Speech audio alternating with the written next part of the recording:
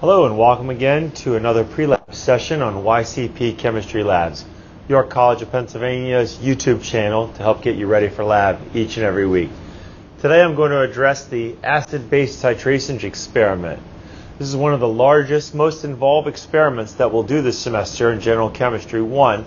So dig in and get ready for a lot of information to get you ready for lab this week. Let's just go over a brief overview of the goals and purpose of the lab first, and then we'll dig into some of the specifics, and I'll try to address some of the pre-lab questions for you as well. So we're going to try to determine the cost effectiveness of a series of antacids, just commercial store-bought antacids that you can buy, which you would take for heartburn or acid indigestion. The way we'll do this is through a titration of the acid with base. So the stages of our work are laid out here for us.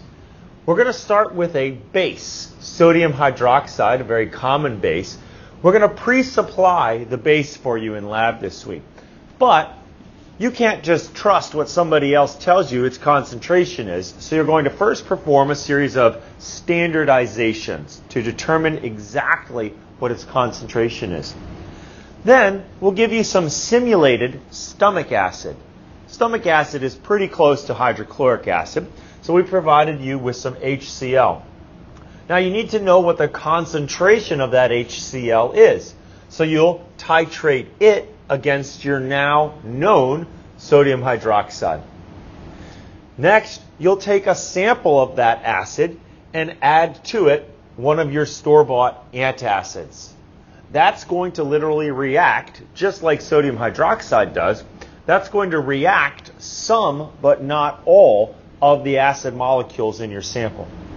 You'll need to figure out how much acid is left over via another acid-base titration between your sodium hydroxide and the depleted stomach acid.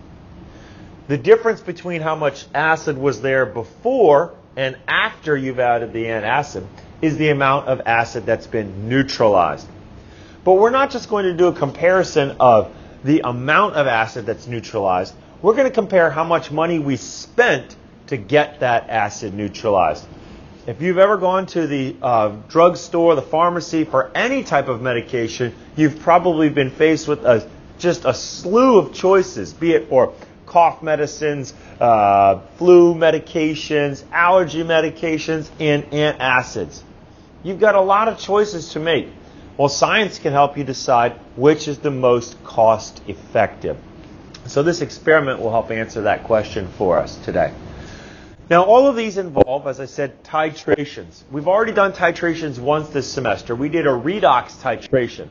What will be much simpler this week with our titrations is that they are all done on a 1-to-1 ratio of acid to base. This means at the equivalence point, or the end point of our titration, two names for the same thing, we have the lucky benefit that the moles of acid always equals the moles of base. Now, most of our chemicals are hanging around in solution, floating around in a liquid. And when chemicals are floating around in a liquid volume, we tend not to describe them simply by mass or moles, but rather by their concentration, the ratio of moles present to the volume. So you want to remember your molarity formula. Throughout all of the work in this lab, molarity is the moles of the solute divided by the volume of the solution. Well, you can solve this equation for moles. Look at that. It has moles in it. So the moles, if you don't know them via direct measurement of something's mass, if you don't know the moles of a chemical, you can determine them by the molarity and the volume. Okay? Or you can determine the molarity from the moles and the volume. Right? So you'll be using manipulations of this molarity equation and versions of this moles acid equal moles base. You'll use the moles acid equal moles base in both the standardization, in the determining of the concentration of your stomach acid, and then also in the determination of how many moles of acid are left after the titration with, or after the reaction with the antacid. Okay. Now, how do we determine cost effectiveness? Cost effectiveness is a tricky term. It could be defined in a few different ways. What we're going to do is have everyone calculate how many moles of acid are neutralized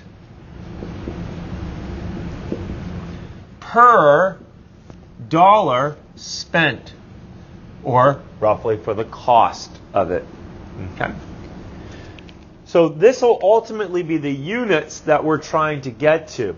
And some of the pre-lab questions that we do this week will help you determine this, or lead you through the calculations that you'll be doing in lab to calculate the cost effectiveness. We're going to provide 4 or 5 different antacids in lab.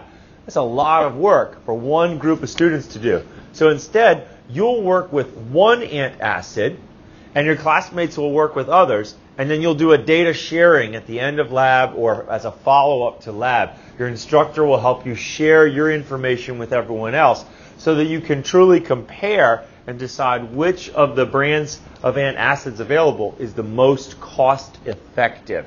Okay? All right, so let's look at some of the calculations, some of the steps that you'll be doing in this work.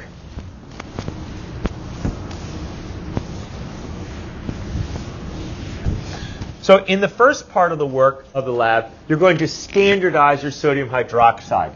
In your standardization,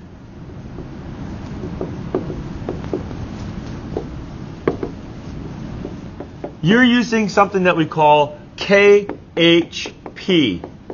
It's a solid. Potassium hydrogen phthalate.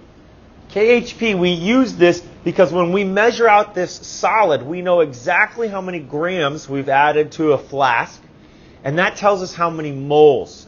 So when you measure out a mass of KHP, you're going to convert it to moles. KHP is your acid. When you titrate this acid with sodium hydroxide, and this turns pink, this titration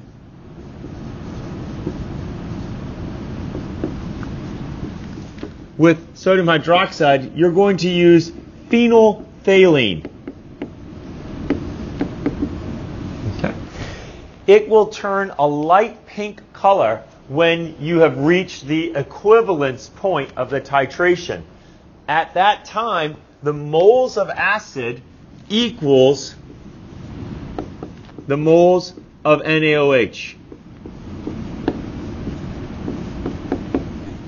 You know how many moles of acid were present, therefore you have found how many moles of sodium hydroxide are present. The concentration of your sodium hydroxide then is equal to the moles of NaOH divided by the volume of NaOH that you added.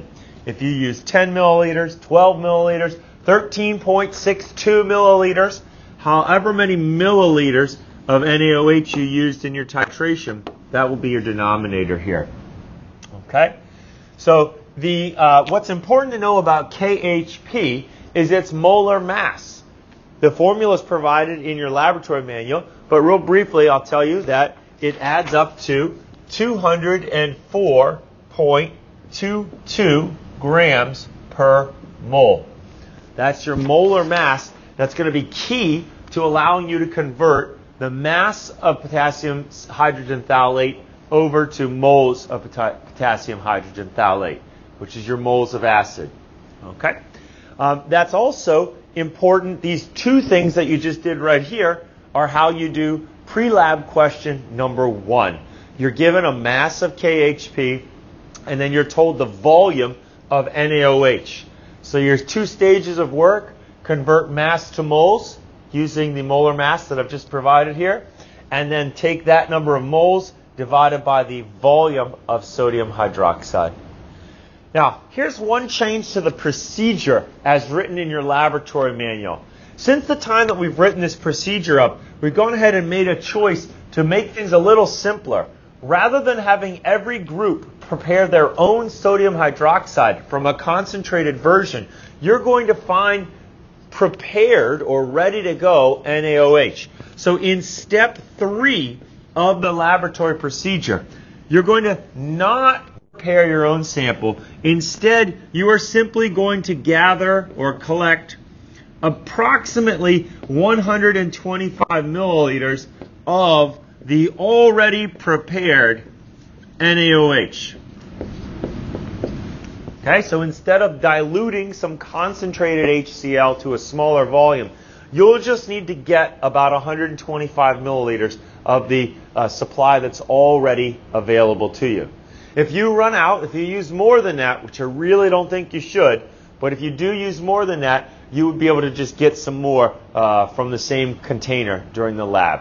Okay? And you wouldn't have to worry about its concentration changing at all. Okay. So that's your first step. The next step of the work is to determine the concentration of the acid that you're working with. And so that's a very simple, another titration. But in the second stage of the work, now the moles of HCl at the end of the equivalence point equal the moles of NaOH. The NaOH, you will have known its molarity and its volume that you added during the titration. The HCl, you know its volume, but you don't know its molarity. So you'll be able to solve for the molarity of the HCl.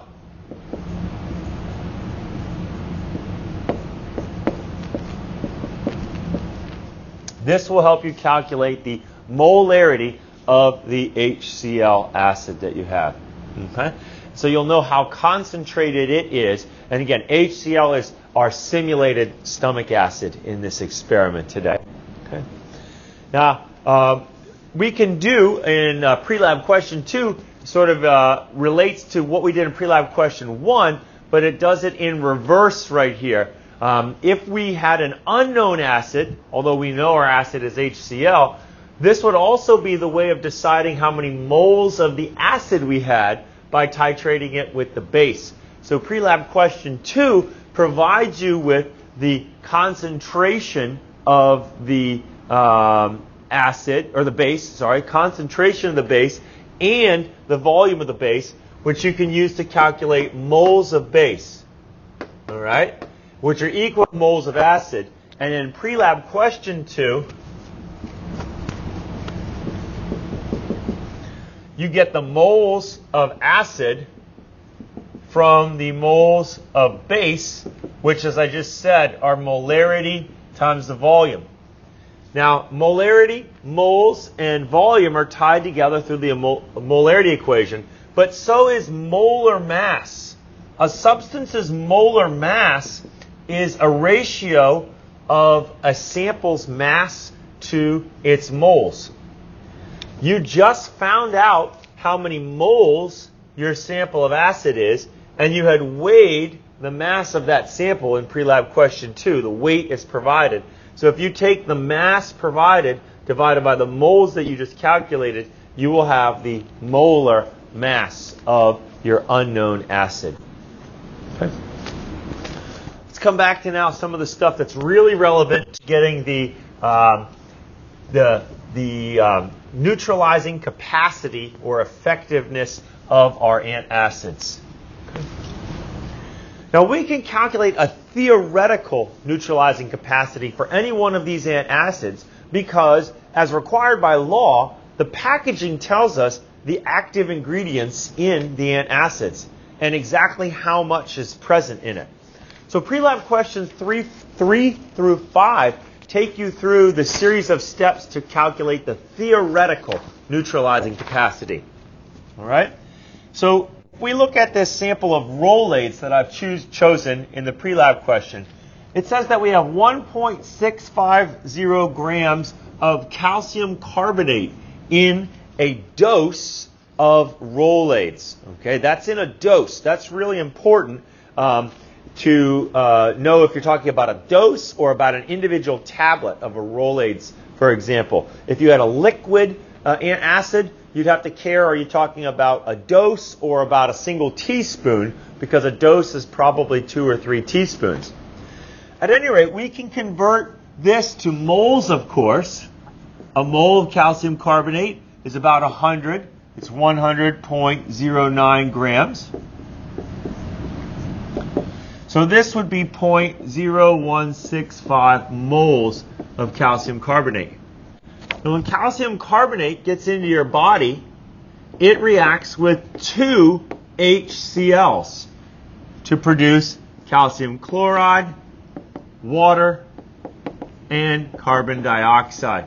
This is how calcium carbonate neutralizes extra acid that might be in your stomach by reacting with it, turning it into water and some gas. So often after you take an antacid, you feel the need to belch because you're releasing gas. You're freeing up gas by neutralizing the acid with your base. Okay?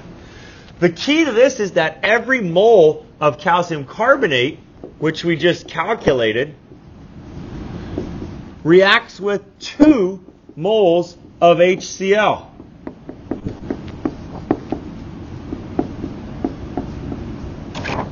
So we are neutralizing twice as many moles of HCl as moles of base that we add in. So that's 0.0330 moles of HCl that should be neutralized by your dose of Rolaids. Now this is just the calcium carbonate. A dose of Rolaids also has some magnesium hydroxide in it. So for pre-lab question 3, you need to repeat this top part right here for the MgOH2. And then you would add the 2 results together. You get a double dose from Rolaids, in other words. Literally, some calcium carbonate will neutralize some HCl, has this many moles of calcium carbonate, and then there are some moles of magnesium hydroxide. You need to get the total number of moles of basic material in your dose of Rolaids. And then for pre-lab question 4, so this is part of question number 3, this is part of question number 4. Again, you would want to repeat for the MgOH2. And then you would add the 2 results. That will give you the total moles of HCl that are neutralized by a dose of antacid. So once you know the total moles neutralized per, which always means divided by, dose, what we're really trying to get to ultimately is how many moles are neutralized per dollar that we spent. So that's what we're really trying to figure out. We're trying to figure out essentially how many doses are there per dollar that we spend on our antacid. The rest of the information that we need comes from our packaging. All right? The packaging tells us information that connects how many doses there are to tablets or teaspoons. Then it tells us how many doses there are per package. And then we have information about the cost of the package. If we think about these 3 relationships, we can generate 2 or 3 conversion factors that let us turn moles per dose into moles per dollar. So the first relationship would be, all right, how many actually, I'm sorry, I keep saying this has been moles this has been moles per dose, okay? And it's not going to be doses per package, it's going to be tablets or teaspoons per package, perhaps. Okay? It all depends on how the information is written, to be honest. It could be either way. So you'll have to look at your specific packaging.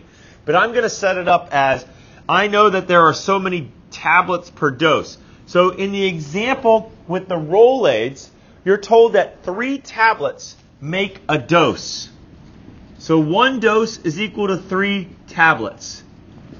So I'm just using dimensional analysis to my advantage here. Since dose is in the denominator, I put dose in the numerator and it cancels out. This would tell me how many moles are neutralized per single tablet if I stopped right here. Then I now can connect with how many tablets there are per package. So on the Rolaids information, a package contains 150 tablets. So this would reduce the number of the tablets unit and convert me to how many moles are neutralized by the entire package. If you were to take the whole package, how many moles you could neutralize. And then lastly, I know that 1 package has a cost. And in the case of Rolaids, a recent, when I looked it up, I found Rolaids available for $5.04 on average. Did a little searching of a few different websites. Okay, so 1 package costs $5.04. This would cause the packaging to drop out, and we now have as units moles per dollar. So if we take our answer for number 4, total moles neutralized after adding together the calcium hydroxide and magnesium hydroxide values, and run it through this series of calculations for Rolaids, we get the moles neutralized per dollar in theory. Okay? The calculation in lab for your experimental value is very similar. You would begin with your experimental moles neutralized per tablet, probably, and then be able to go to moles neutralized per dollar. Again, you'll work with 1 antacid, and then you'll need to share your value with everybody else so that you can compare which antacid ends up being the most cost effective as a lab. So it's sort of a team project that everyone's going to participate in this week. Okay. As far as other odds and ends to take care of, I mentioned that in the first round of titrations between your sodium hydroxide and your KHP, you'll use an indicator called phenolphthalein. It turns from clear to pink. In the simulated stomach acid titrations, you'll use a different indicator that turns from yellow to blue. So you have different color indication to look out for in that case. It will be light yellow in the acidic color, and then as you add the base in, it will turn to a deep blue color for you. Okay? As far as safety concerns to go with today, we're not worried about any production of hydrogen gas. There's nothing flammable today, and there's really no volatile smells or anything. So I doubt that you'll have to work with the hoods on. As always, you take your own personal preferences and bring them into the lab. If there are strong odors that bother you, feel free to ask your instructor to turn on the hoods. We certainly want to make sure that nothing is causing you any kind of respiratory hazard during the laboratory time. Okay? I don't even think you'll need to wear gloves to do these titrations because we are working with acid and base concentrations that are well below 0.5 molar. And so they tend to be dilute enough that most people's skin sensitivity is not an issue. That said, if you do splash any on your hands, wash right away. But if you notice any sensitivity after you've washed and dried your hands, then I would suggest you put on some gloves for the rest of the lab. But feel free to start the lab without bothering to put on gloves because you should be fine. Okay? That's it for today. I think we've got everything in place here. I've addressed the 5 pre-lab questions, unusual number of pre-labs, but this is a rather large experiment. It's also the largest report that you're going to write this semester, a very large formal lab report, which is going to be worth double the normal total that you have. So be sure to give it the time and attention that it deserves so that you earn as many points as possible. Okay? I'll wish you the best in lab, and I'll see you next time as we prepare for YCP Chemistry Labs.